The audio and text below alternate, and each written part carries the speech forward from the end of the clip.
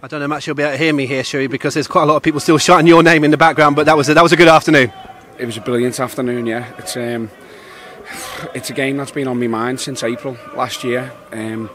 Probably felt it was the hardest game of my managerial tenure, if you like, since I've been as the manager. And I remember going home in a terrible mood. I drove my car home and I was horrible to whoever was in the car, my missus and the kids, and snapped, and it was just a horrible day. So I've been playing that game over and over in my head about what we would do next time we come here, and came up with a plan this week. I'm absolutely delighted for the boys, because when I went in on Thursday and told them what I was thinking, they sort of give us the answers of what we learned from last year. So yeah, brilliant day, and just absolutely delighted. Best win of the season for me, yeah.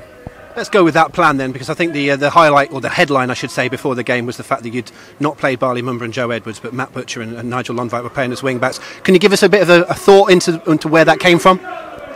Yeah, so it came from when I was driving home thinking, you've got to go there and you've got to be as big and as physical as possible. So I felt that they were the better team last year by being too aggressive for us, and we didn't. We made mistakes and we got punished for it, and then got frustrated trying to play our way. So I just decided to go with as much height, as much physical strength as possible, try and play them almost at their own game, because I think it's the only way that you beat these here. I think if you come and try and play our normal style on what's a real tight pitch and what's a dry pitch when you come here, especially in these weather conditions, it's tough to play against. So we just felt we'd go big, go a bit more direct into Sam Cosgrove, who was brilliant, and then we go from there and we produce one moment of quality, and it's got us a pen and won the game. Yeah, I've touched on the wing-backs, but of course Sam Cosgrove leading the line today. It's his first start for Argyle, but he's won the penalties, scored it as well. You've already mentioned him, but he led line brilliantly for you today. He was outstanding, and it just gives us something to build from. And as I say, when you're going to go with them tactics, you've got to have somebody like that in your squad, and that's what we brought him here for. He's different to what we had. So again, we could hit balls into him, we could get second balls, we could try and compete, because that's what Wycombe want you to do. Wycombe want you to play out from the back and come in high pressure and nick it off you and cause problems. So having him in our team allowed us to go into him, and he was brilliant, yeah. Because he had to do a job, and so did everyone else, quite frankly. When Wycombe had their set pieces, the long throws come in, the corners come in, and that was probably the biggest test today, wasn't it, dealing with those? And I think you did. Yeah, and it always is. Well, we did, because we kept a clean sheet. So look, Michael made a couple of great saves, and we got some good important blocks in at times. You didn't win every first contact, because you're not going to against these. It's their major strength. So we had to try and fight against that, and having only two players in the team under 6 foot today, and Adam Randall and Jordan Houghton, that gives us that to do. So it all went into me planning, it all went into my head.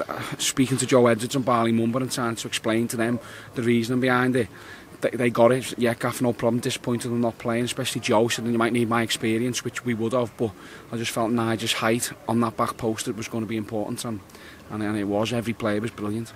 We've made loads this season about the strength of the squad, and also the 5 substitutions rule, and we normally see you making lots of use of that.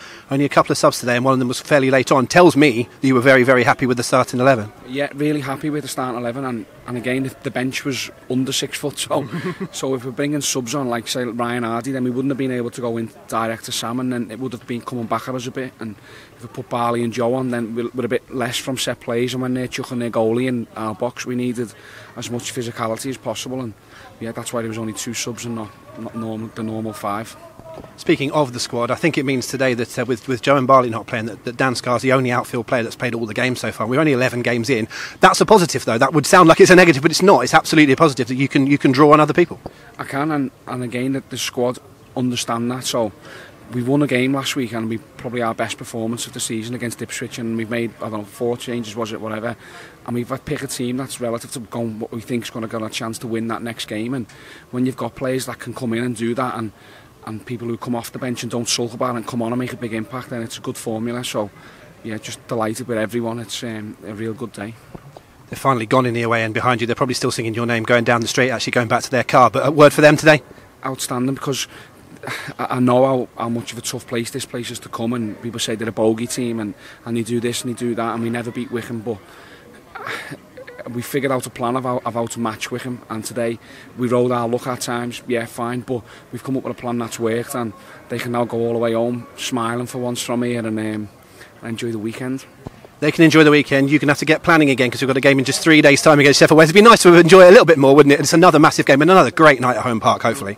It's brilliant. You want the games to keep coming thick and fast when you're playing so well and everyone's in good form, good spirits. We've got some fresh legs as well now for Tuesday night because of the lads who haven't played. So brilliant, great day, and yeah, on the coach on the way home watching Sheffield. That's how it is.